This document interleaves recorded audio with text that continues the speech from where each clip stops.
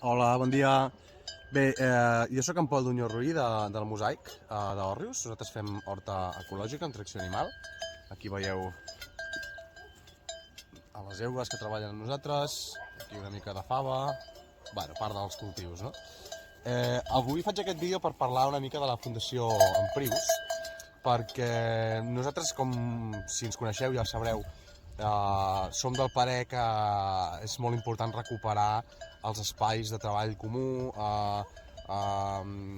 tot el que faci referència a ocupar, diguem, el terreny de producció d'aliments des d'una perspectiva, si no contrària, molt diferent a la que ha agafat el mercat d'arrel capitalista, i que creiem que és en bona part un dels elements de la destrucció dels paisatges agraris i de la tradició rural i de la capacitat de producció d'aliments des d'una base més transversal, no? I més popular.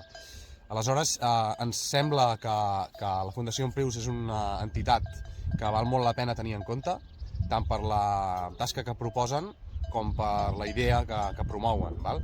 La Fundació Emprius està pensada per promoure precisament tot el que té a veure amb el ruralisme i donar possibilitats a les terres abandonades o les terres en desús a convertir-se en espais de producció d'aliments des d'un punt de vista de gestió comunal o d'empoderament de projectes més petits, amb més autenticitat, amb més capacitat autònoma, etc.